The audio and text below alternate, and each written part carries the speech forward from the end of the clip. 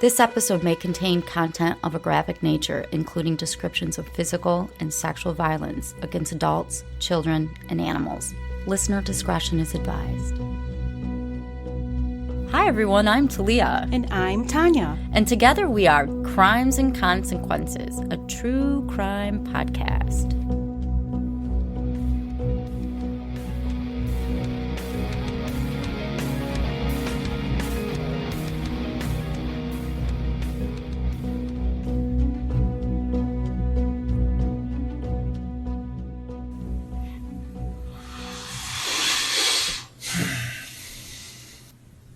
Russ, maybe this would help. Can you tell me what the issue is you're struggling with? It's hard to believe this is happening. I'm struggling with how upset my wife is right now. I'm concerned that they're tearing apart my wife's brand new house. So am I. I want to minimize the impact on my wife. So do I. So how do we do that? Well, we start by telling the truth. Okay. Okay. So where is she? You got a map?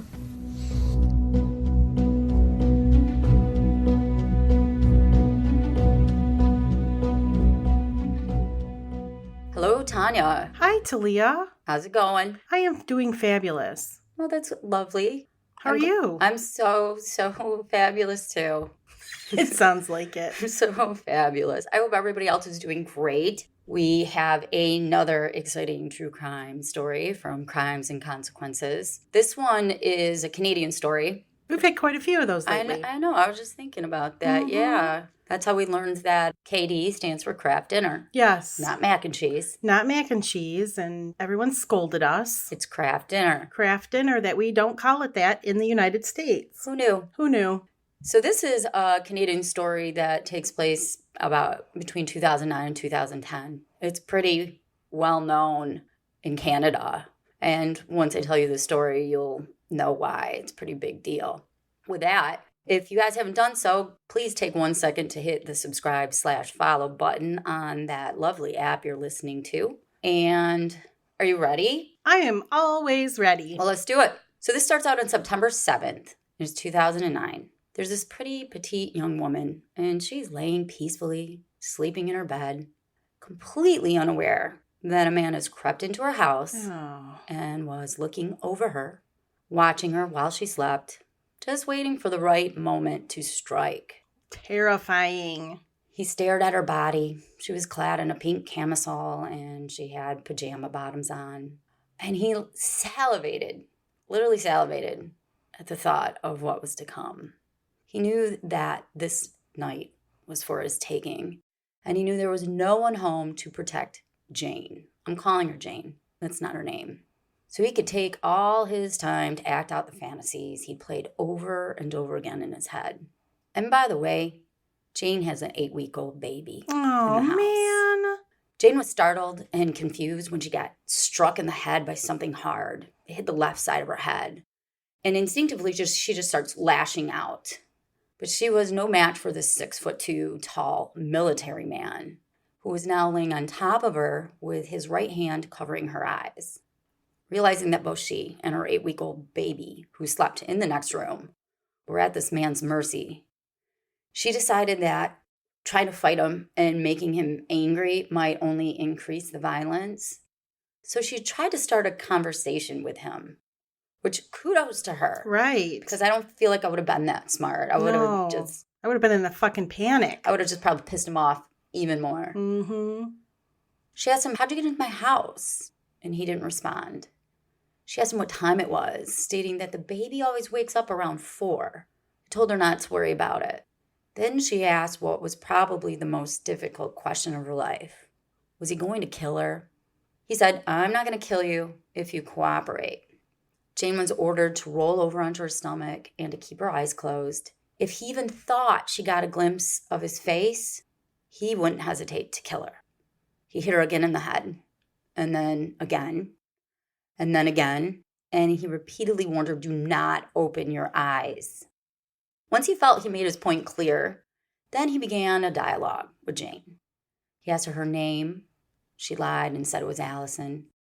He asked her how long she'd lived in Cozy Cove, which is a small rural community. It's really made up of cottages on a road around a lake. And it's in a tiny town or a village called Tweed. And this is in Canada. The young woman had moved there only a month earlier to be closer to her daughter's father. Even though the two weren't together as a couple, they wanted to raise their daughter together. She could have never imagined that this tranquil, sleepy town that's just filled with retirees, basically, could harbor such a creature like the one staring at her in her bed. Most of her neighbors didn't even bother to lock their door, but Jane did. And this is why she couldn't figure out how the man got into her house. But then it occurred to her. It was simple. She'd never considered, in all the time she would lock her doors, that she should probably lock her windows. Oh, shit. I know, and I'm thinking, yeah, you know what? I've probably done that too. Dude, I lock everything Yours now. are probably nailed shut. Right. There's no reason for you to ever open a window No, or a never. blind in your house. She had no clue that she caught the eye of this man one day while he was boating past her cottage. Ew. Because it was a cottage on the lake. Mm-hmm. That sounds lovely. After caressing her hair and her body for a moment, he then removed some pillowcases and he grabbed a baby blanket nearby and he ordered Jane to put her arms together behind her back. He made a comment like, I need to be able to control you better. She was hesitant, but she complied. I mean, what choice did she have? Right. First, Jane's arms were tied together with a baby blanket. And then he sliced a pillowcase into small pieces and he used them to bind her wrists. He placed a strip of the pillowcase around her eyes and he secured it in the back of her head with a ponytail holder. He then placed an additional pillowcase over her entire head, and that caused her to hyperventilate. I mean, Well, yeah, you feel like you're suffocating. exactly. In a small act of kindness, he then removed the pillowcase, and he shuffled her into the living room. She could hear what sounded like him ruffling through a bag, and in a calm voice, he told her he wasn't going to hurt her, and he wasn't going to rape her. He just wanted to take some photos of her. Oh, no. He removed her shirt, her pants, and her underwear, and he forced her to pose in some extremely sexually explicit manners. The camera was so close up to her genitals that she could feel it on her thighs. And then he stopped. And then he just started going through her underwear drawer. Then he walked back to her. He commanded that she stand up. And then he brought her back into the bedroom and he stripped the sheets off the bed. He bundled up any evidence that he thought would connect him to the scene. And Jane was instructed to count to 300 before calling the police. And with that, he exited through the back patio door. This was the first step in the transformation from a panty thief who stole women's underwear to someone who actually interacted with someone. His next step was to be a rapist, and then he would eventually become a killer. Oh, yeesh. The fantasies that had been brewing in 46-year-old Russell Williams, who, by the way, was a colonel in the Canadian Armed Forces, had been there for years. He managed to contain the violent aspects of them for years. He would just instead creep into houses, and I will tell you all the creepy, gross things he would do there later. But then this darkness kept seeping through his reality, and it penetrated the disguise that he had as this decorated, respectful officer. Although Jane never saw her assailant's face, she was able to provide some details to the Ontario Provincial Police, the OPP. She said he, quote, seemed like a dad. Oh, man. He was likely between the ages of 30 to 50. He had no facial hair. He didn't wear glasses. And he never bothered to cover his face, only hers. He wore what felt like a tight sweater, and she could see through the bottom of like the pillowcase that had been around her head that he was wearing hiking boots. She thought he might have a wedding ring on, but the most significant thing she remembered was that he stunk. Oh, God. He smelled like shit. Now, the houses in Cozy Cove were roughly 30 to 40 feet apart, so none of the neighbors heard anything. And it seemed as if this pervert had just vanished into the night. But he would only be gone for so long. 3 weeks later, September 30th, 47-year-old Lori Massicote was cuddled up on the couch in the living room. She had a 3-bedroom bungalow, and she was falling asleep to an episode of Law and Order. It's like when we hear people falling asleep to our podcast, right? Yeah, she's falling asleep to Law and Order. She was startled awake at about 1 a.m. by this painful hit to the head. As she came to, she realized someone was pinning her down on the couch with her daughter's Barbie comforter. Now, her daughter wasn't there, but the Barbie comforter is now like pinning her down, and she could barely catch a breath. Then she felt 3 more hits to the head. She was completely taken aback. She cried out, "What's happening?" And this man replied, quote, "You're being cleaned out. You need to be quiet. Don't make a sound." Which she no longer really could if she tried, because he was squeezing her neck with one of his hands. She ended up losing control of her bladder. He switched from his hand to his forearm and leaned forward to apply like maximum pressure on her. Her face started feeling really warm and tears trickled from her eyes. Then he released his pressure, and in a calm manner, he told her to take slow breaths. He told her, quote, "This is going to take a while, so just relax." Oh, okay. What the fuck? I know. Yeah, no problem. I'll just relax right now. The voice sounded faintly familiar to Lori, but his tone sounded strained, almost like he was disguising his voice. Then she could hear this man cutting and tearing her daughter's Winnie the Pooh pillow, the pillowcase. He then slid some strips of cloth under the comforter and tied them from behind around her eyes, warning her, "You don't want to see me." The comforter was lifted from her, and her wrists were tied with strips of the Winnie Pooh pillowcase. Her wrists were tied behind her back. He found some cables and wires, and then he used them to secure her even better. She complained that her head was hurting really bad, so he offered to go get her some Tylenol. What the hell? I know. And he rubbed her temples, What? apologizing for beating her about the head. The next thing she heard was the rattling sound of a zipper being unzipped. Then clicks of a camera. With a flick of his knife, Lori's shirt was cut in front in 2. Then he cut her bra, and he sliced her shirt again in the back. She could hear him breathing heavy as he was commenting on her breasts. Aww. He took her pajama bottoms and her underwear off. He caressed her with his hands, and then he rubbed the cold steel blade from his knife on her. He made her pose, ordering her to spread her legs, and he took close-ups of her genitals. She was made to do really humiliating things, like she had to pose on her hands and knees with her head down on the couch's armrest. It was just humiliating. She could feel his breath up against her most private areas on her body, and again, he kept taking photos. Because she was blindfolded, she had no idea that the assailant's penis was exposed and only inches from her, standing out in the foreground of his photos. So he wanted it Oh, in the photo. photos. Okay. Yeah. 3 hours after the assault started, he left, but not before stealing some of her underwear. Lori was just stunned. Like, she didn't know what to do.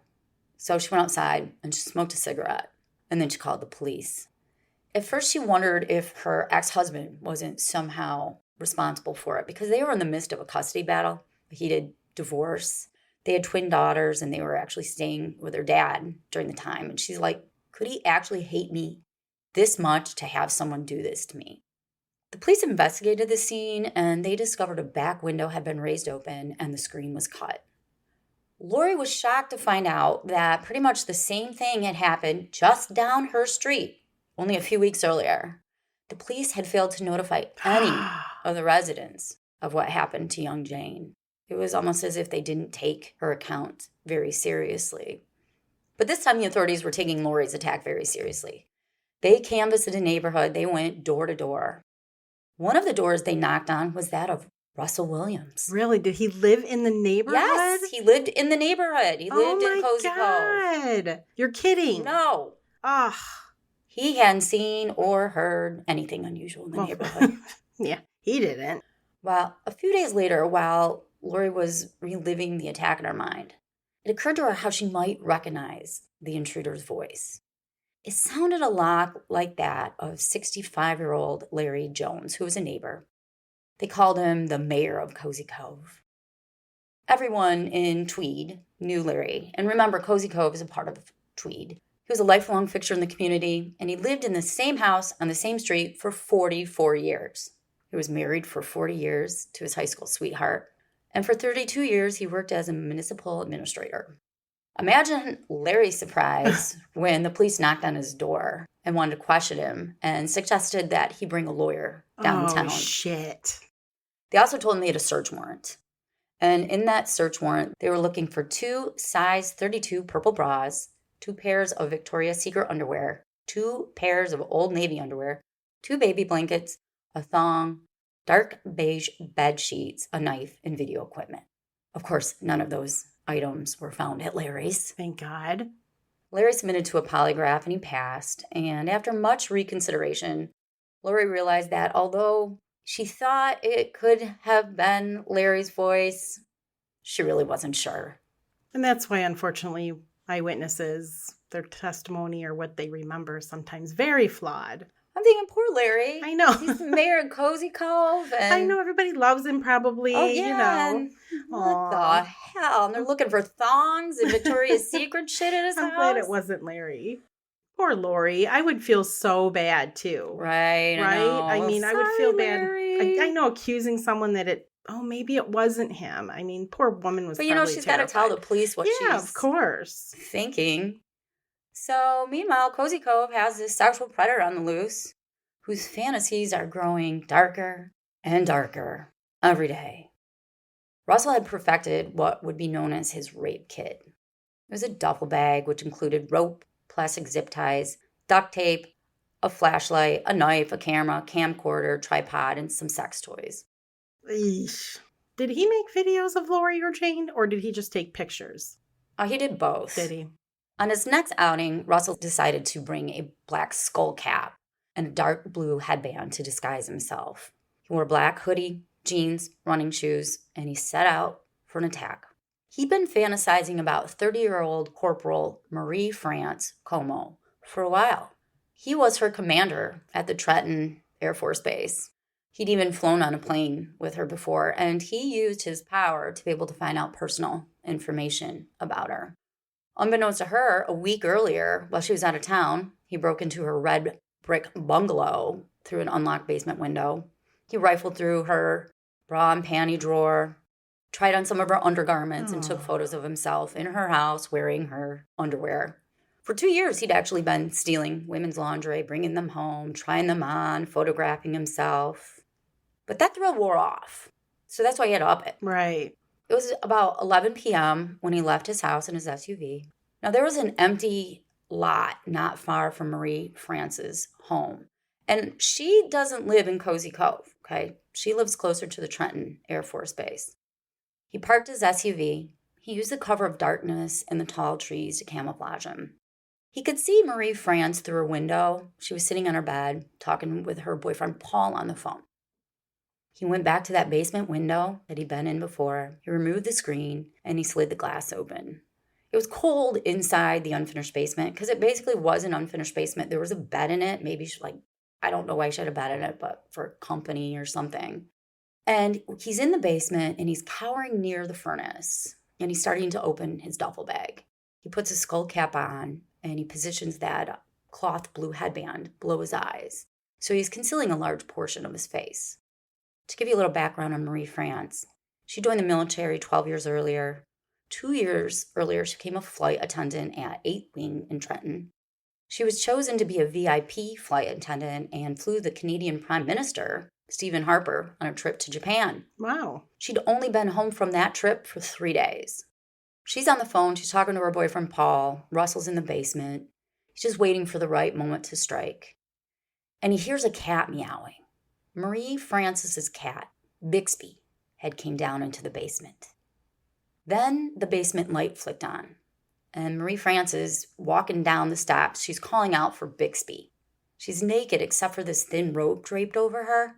Bixby had become fixated on Russell, who's hiding by the furnace, Shit. and was meowing continuously at his feet. Oh, man. Marie France bent down to grab Bixby, and as she did, she caught a glimpse of this prowler. And she screamed out, "You bastard!" and he just started hitting her with a flashlight upside her head. Blood began dripping down her face as she fought. Russell lunged at her, and they both fell onto the concrete floor. Eventually, he overpowered Marie France, and he was able to bind her wrists with rope behind her back.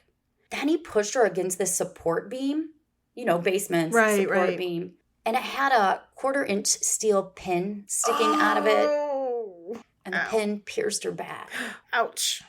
Marie France was then tied against the beam, both at the chest and the thighs, to secure her legs, and duct tape was placed over her mouth. Then he grabbed the camera from the duffel bag, and he began taking photos of her naked. He left her there for a few minutes while he went upstairs, and he got some knives out of her drawer. He went into her bedroom, and he grabbed a comforter, and he used the knives to secure it around the window. So he stabbed the comforter over the window, even though it had closed blinds there. He didn't want to take any chances. In the basement? No, he's up in her bedroom. Oh, okay. In her bedroom, he did that. Oh, because he's probably going to bring her up there, right? Right. Oh. He removed the duct tape from her mouth, and he warned her not to scream. As he led her up the basement stairs, her bloody hands, she smeared them all over the wall, trying to probably balance herself. Because remember, she's been hit upside the head. At some point, she couldn't contain herself, and she just let out this blood-curdling scream. And so he took her head, and he bashed it really hard against the drywall, and it ended up leaving a large hole. She fell onto the carpeted landing. As she lay there bloody and exposed, he took more photos of her, including close-ups of her bruises, her breasts, and her vagina. At this point, she's unconscious, so he placed her on the bed.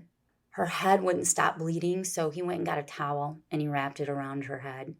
He ended up wrapping her entire face with this towel and only allowing a small opening for her to breathe out of her nose. To keep the towel in place, he circled it multiple times with duct tape.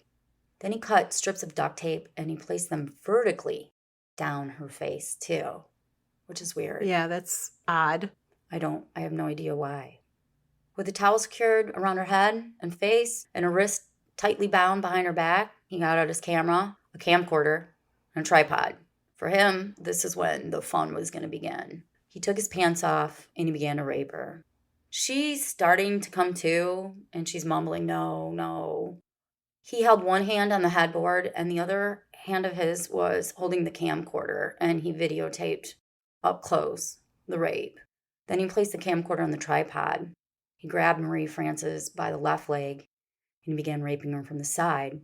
By this point, she's fully conscious, though dazed, and she starts to struggle, but it must have seemed hopeless to her. When he was done with the first rape, he sat behind her on the bed, and he began stroking her. Then he began examining her genitals up close, using his fingers and hands to expose her private parts. All the while, the tripod and the video camera are set up going. He forced her on her knees, bent over, and then he raped her again. She's screaming through this towel, demanding that he leave her alone, but the humiliation continued.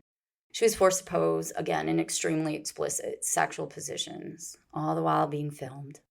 And there's footage, there was footage of this as evidence, and in it he's got an erection and a smile, so you can see how much he's enjoying her suffering.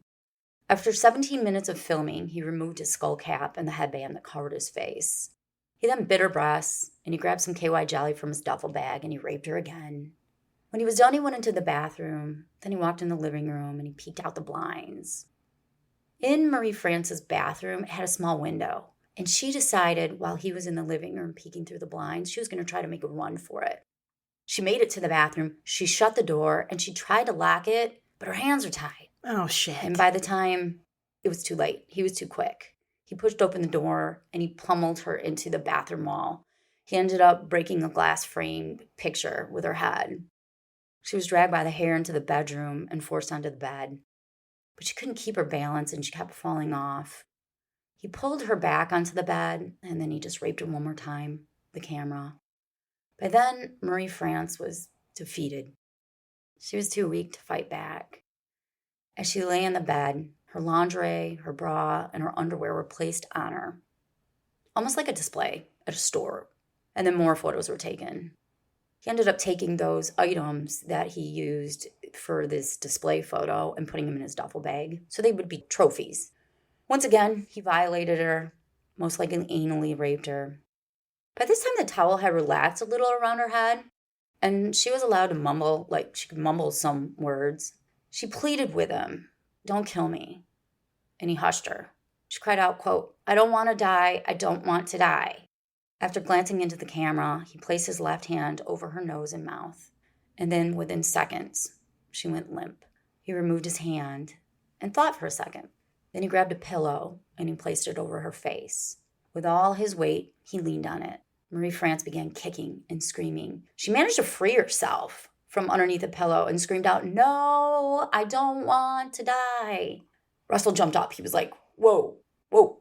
And after he gained his composure, he grabbed the pillow and he tried to smother her. He tried to lay across from her to stop her from moving, but all her wiggling paid off, and she was able to push him off the edge of the bed. Finally, after all her fighting, he acquiesced and he told her if she quit screaming, he would stop. He ordered her to stand and he offered her a glass of water. Unbelievable. She said, "You're going to kill me, aren't you?" And he started putting on his clothes. He told her no, he was going to be leaving soon. He started gathering up his stuff, and Marie France just tried to have a conversation with him. She was pleading with him, just go, let her live. I'm not going to tell a soul. She must have noticed that the red light on the camcorder was still on, indicating that he's still recording things. She cried out, "Please give me a chance, please. I want to live so badly." In quick succession, he ripped off a piece of duct tape and he placed it over her nose. He put another piece on her mouth. Then he took a step back and he just observed her. She's mumbling something along the lines of, "I don't deserve this. I've been good my whole life." And again, there's a video of it. It's kind of confusing how she can be talking when they're saying there's duct tape. But according to the transcript, it says, "I don't deserve this. I've been good all my life." Then she slid down the wall onto the floor, whimpering, "Have a heart, please. I've been really good. I want to live." And he just stared at her. And eventually, it took a while, but she quit breathing and died. So it must have been cutting it off, but not completely her air supply. I don't know. Her killer paused the tape, and then he took some more photos of her. Oh, fuck this guy. When the recording resumed, Marie France was laying dead. She was now naked on the bed with her legs crossed at the ankles. Towel and duct tape that had covered her head were gone. Prior to leaving, Russell took all the bedding and the towels and he threw them into the washer along with a gallon of bleach. It was 4 a.m. It was too late for him to go home. He had to go to a work meeting. Oh, shit. So he just drove directly there. Wow. Was he married? Oh, I'll get to that. Okay. This was his first killing, but it wouldn't be his last. Before I tell you more, though, we're going to take a quick break. 2 days later, Marie Francis's boyfriend, Paul, he became worried after not hearing from her, and he drove to her house, right, to check on her. That's when he found her body wrapped in a blanket on her bed. How awful. Police didn't connect this to the assault in Tweed because she lived in Brighton, which is near Lake Ontario. It's about an hour away from Russell's home. So they had absolutely no clue who tortured and murdered this woman. News of her murder quickly, of course, ran through the Canadian Air Force Base in Trenton. A few days later, her parents received a letter of condolence from the commander of the Air Force Base, Colonel Russell Williams, who's expressing his sympathies. I'll just read part of the letter. It says, "Marie France was a professional, caring, compassionate woman who has earned the respect of all she came in contact with. She has and will have a lasting impact in Trenton and will be sorely missed by her many friends. Please let me know whether there's anything I can do to help you during this very difficult time. You and your family are in our thoughts and prayers." Oh, my God. The Quite a fucking balls. touching gesture from the very man that raped and murdered their daughter. What's strange is that Russell had no history of violence. He'd been married to a woman named Mary Elizabeth for 19 years. Wow. And he was a doting husband. They didn't have any children, but they had cats. Russell was a huge fan of cats. And in 2007, one of his beloved cats died, which was pretty traumatizing for him. Mary Elizabeth and Russell had built this nice house in the Ottawa suburb of Westboro, and Mary Elizabeth lived there full time, while Russell lived in the Tweed home when he wasn't working. I mean, the goal for him was to eventually move into that home, but in the meantime, he lived in that Cozy Cove Tweed house alone. So that's why he was able to do all the shit. She wasn't there. Exactly. It was a Thursday evening in January of 2010, around 9:30 p.m., when 21-year-old Jessica Lloyd drove her Pontiac Grand Prix home. After a long day of work and a visit with some of her friends, she met this friend, Dorian. Jessica lived in Cozy Cove. She had a country bungalow. She was all alone. She bought the house from her mom like 8 months earlier. When she made it home that night, she sent a text to her friend Dorian. It was at 10:36 saying, "Night-night." Jessica didn't know that she'd caught the attention of Russell one night, almost 2 years earlier, when he was creeping around homes. He became aroused when he saw her running on her treadmill and never forgot about her. That night, Russell parked his car down the road from her home. He left it in a field. He grabbed his duffel bag and he trotted across to her house. Now, her house sat in a lot that's far back. Like, it's deep into a lot. So it's like a large front yard kind of thing. Exactly. And it was lined with trees around it. Once she shut her bedroom light off, he put on his mask and his gloves, and he went inside through an unlocked patio door. I'm always locking my patio door. Oh my God, now. everyone, check your locks, windows, everything, man. He found Jessica laying in her bed. She was wearing sweatpants and a tank top and wrapped in a duvet. She was already asleep. Grabbing his flashlight with the intent on hitting Jessica over the head, he approached her. Then she suddenly opened her eyes. He's like, "What the fuck?" He overpowered her and he wrapped duct tape around her eyes. And then he managed to put rope around her wrist. And then he bound her wrists to the headboard. He gathered up all the lamps he could find in the house. Yes, lamps. So he could have good lighting. Oh my God. And he placed them around the bed. He wanted the best lighting possible to take these videos and photos that he was about to do. Using a knife he brought with him, he sliced off her clothes. And he gave her different instructions of poses. Spread your legs, bend your knees, open your mouth. He molested her, and he continued to make her do all these demeaning poses and positions. Then he raped her, positioning the camera for up-close shots. When he was done, he forced her on her knees, and he placed 2 black zip ties around her neck. He was holding one end of the zip tie, and he forced her to perform oral sex on him for the camera, warning her he could tighten it at any moment. He videotaped the entire assault until the camera ran out or something happened. It was 2 hours and 3 minutes of it. After he was done, he ordered Jessica to get dressed, and together they drove to his own home. Oh my God, really? He forced her to take a shower with the zip ties still around her neck, and her wrists were bound with this green rope, and duct tape was still around her eyes. Like something really straight out of a nightmare. He lathered up a bar of soap and began washing her. Ew. God. I fucking hate this guy. When he was done, Jessica was forced in the bedroom where he tied her wrist to his and then cuddled with her the rest of the night. Girl, are you fucking kidding me? No. Oh, God. What the fuck is that? I know. What the fuck is that is right. The next morning, the abuse continued.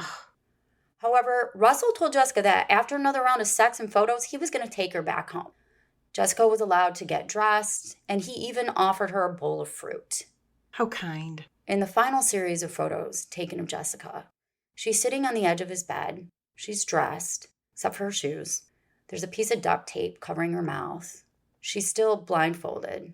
By this time, she'd been with Russell for almost 24 hours. And he said, "You know what? It's time to take you home."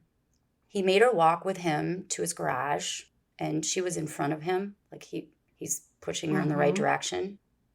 As they enter the garage, he grabs a large flashlight, and he smashes her skull, causing it to collapse. He says he didn't mean to hit her that hard. Then why are you hitting her at all? Exactly. As she lay on the garage floor, he bent down beside her, and he noticed she was still breathing. So he placed this green rope around her neck and he pulled on it until her body stopped moving and he knew she was dead. Then you know what he did? Oh, fuck. You're going to tell me? He ran back inside and got the camera. Oh, Jesus, I should have known. This fucking weirdo. He took shots with a flashlight strategically placed by her head. He grabbed a roll of duct tape and he wrapped her body in the fetal position. By then, he didn't have time to dispose of her that day because he had to go to his office, he had to do some work, and he had to leave at 5:30 in the morning to go to California for a meeting.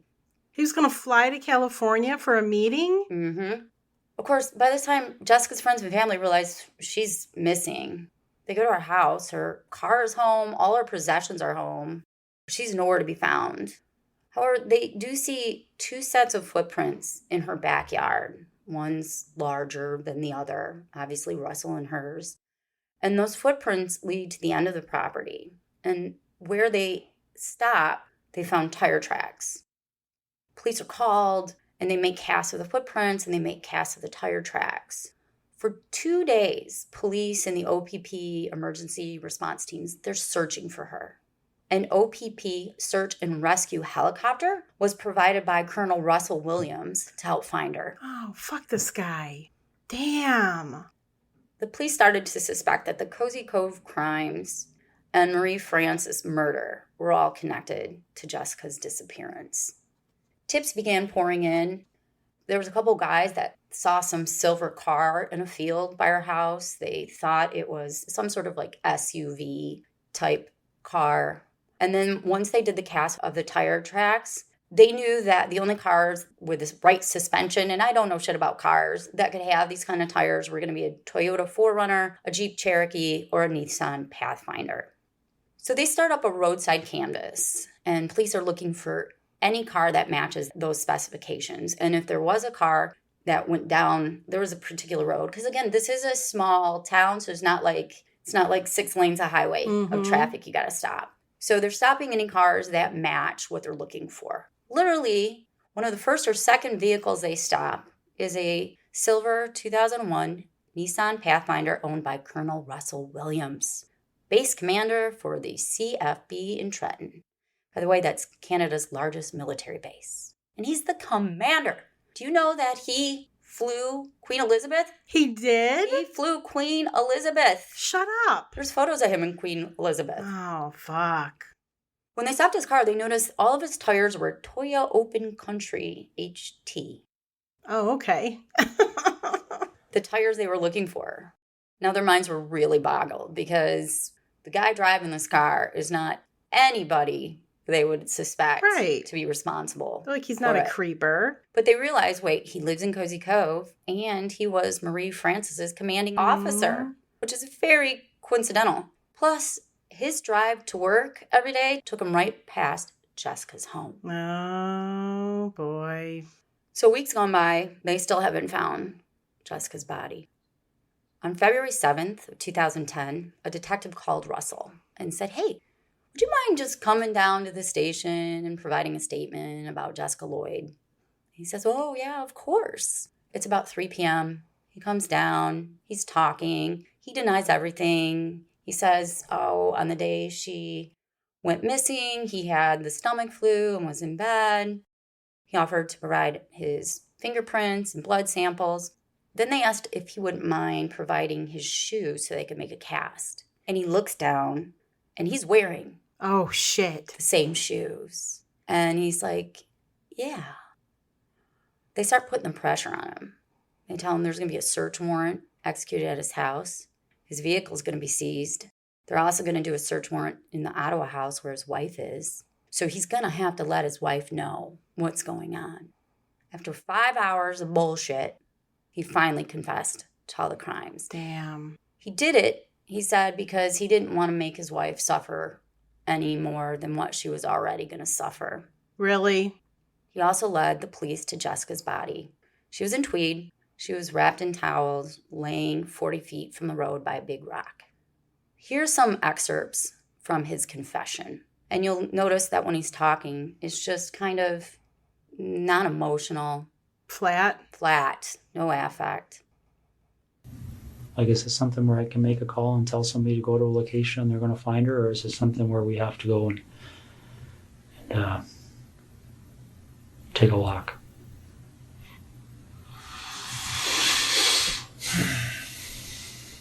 Which direction are we heading in here? Russ, maybe this would help. Can you tell me what the issue is you're struggling with? It's hard to believe this is happening. Why is that? Why is it hard to believe? It's just hard to believe. Russ, is there anything you want from me? I'm struggling with how upset my wife is right now. Russ, what are you looking for? I'm concerned that they're tearing apart my wife's brand new house. So am I. So what am I doing, Russ? I want to minimize the impact on my wife. So do I. So how do we do that? Well, we start by telling the truth. Okay. Okay. So where is she? Get a map. Let me see what I got here. I might have something. Is she inside, outside?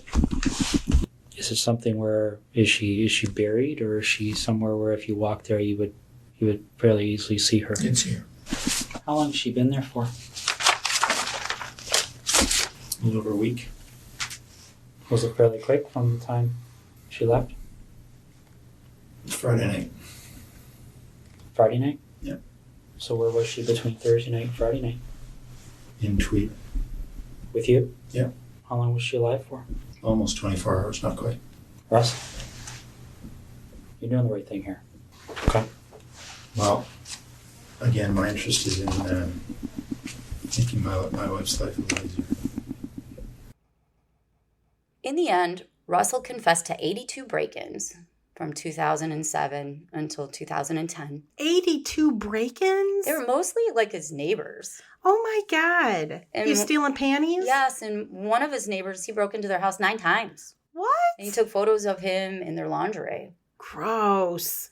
Thousands of photos were found on memory cards. He was wearing female undergarments he had stolen. And you can see on our website, crimesandconsensus.com, what he looks like in women's undergarments. It reminds me a lot of BTK. Oh, yeah. You're right. Many of the photos showed him naked in his neighbor's bed masturbating, including one of his neighbors who had a 12-year-old daughter. He was in her bedroom. There's a photo of him surrounded by little girls' underwear and stuffed animals. Oh my God. What a sicko. He admitted to breaking into a home in the Ottawa neighborhood and spraying a 15-year-old girl's dresser with his semen. Oh, girl. He took a photo of himself with her makeup brush on his penis. He would watch through the bedroom of teen girls, and then he would strip naked outside their window and masturbate. In the end, they found over 600 bras and panties that he'd stolen from women and teen girls. Holy shit, 600? Yeah, and there were photos of him, and he would have them nicely lined up, like you're at Victoria's Secret looking at rows of panties, nicely lined up. All just neat and, well, that's the military man in him, right? Right. Right? Orderly and... Yeah, and then I don't know what he ended up doing with all of them, but he had so many memory discs and all of that. Girl, think if he was your husband. Oh, God. Can you imagine this poor woman? I know. Well, speaking of her, while he was in custody, he wrote a letter to her. It says, "Dearest Mary Elizabeth, I love you, sweetie. I'm so very sorry for having hurt you like this. I know you'll take good care of sweet Rosie. I love you, Russ." That's her cat, Rosie. Rosie. Be like, fuck off. Can you imagine that poor woman, all the humiliation she went through? He also wrote a letter to Jessica Lloyd's mom. Oh, fuck you. He wrote, "Mrs. Lloyd, you won't believe me, but no, I am sorry for taking your daughter from you. Jessica was a beautiful, gentle young woman, as you know. She loved you very much. She told me so again and again. I can tell you she did not suspect that the end was coming. Can you imagine getting that letter too? I'd be so pissed. She was actually happy because she believed she was going to go home. I know you already have a lot of pain in your life. I'm sorry to have caused more." He did a rough draft of a letter, first to her, and in it he said, quote, "The moment she died, she was quite happy because she believed I was letting her go. She didn't know what was coming." Just gross. He wrote a letter to Lori. Remember Lori? Yeah, I remember Lori. He said, I'm sorry for having hurt you the way I did. I really hope that the discussion we had has helped you turn your life around a bit. You seem like a bright woman who could do much better for yourself. I do hope that you find a way to succeed. Like he had some great conversation while he was raping her, and hopefully it helped her turn her life around. He wrote a letter to Marie France's parents saying, quote, I'm sorry for having taken your daughter Marie France from you. I know you won't be able to believe me, but it's true. Marie France has been deeply missed by all that know her. These letters are disgusting. Ridiculous. I would be so fucking angry to get a letter from this guy. I'm so sorry. No, you're not. He's not even slightly sorry. No, like he's it's some not. comfort. She was so happy when she was so happy before I killed her. Yeah, before I killed her, she didn't see it coming. She thought she was going to go home. What world do you live in? Just take comfort in that. Well, needless to say, he was convicted for his crimes, and he's doing 25 to life in Canada. And he got stripped of all of his honors. Oh, well, good. You mean he's not going to be collecting a pension soon? I don't know. It's Canada. I don't know that, but I know like he got stripped of every Fuck medal this and guy, honor dude. and title. What a creep. God. So I want to give credit where credit's due. I got my information from a book called Camouflaged Killer by David Gibb. And there's this YouTube channel, The Fifth Element, that I got my info from too. I mean, I got it from some other places, but that's Those are the gist of it. biggies? Those are the biggies. Well, thank you, Talia. You're welcome. I hadn't heard this story. You hadn't? No. Yeah, I know. It was crazy. Like, he literally flew the queen around. Right. Flew her around. I mean, he commanded a whole goddamn Air Force, the biggest Air Force base, Right. mind you, in the country. Crazy. Wow. Yeah. So thank you, everybody, for taking the time to listen. If you haven't done so already, hit that subscribe or follow button. You can also find us on social media at Hardcore True Crime and our website, crimesandconsequences.com, where you can see some pictures of Russell Williams, nasty ass Russell Williams. And what else? Oh, we have a Patreon. Yeah. Where you can get exclusive ad-free early releases and Bonus episodes. Lots of bonus episodes. And you can also do the same by going to our Apple channel and hitting subscribe there. It's patreon.com/TNT Crimes. I think you got everything. Sounds good. All right.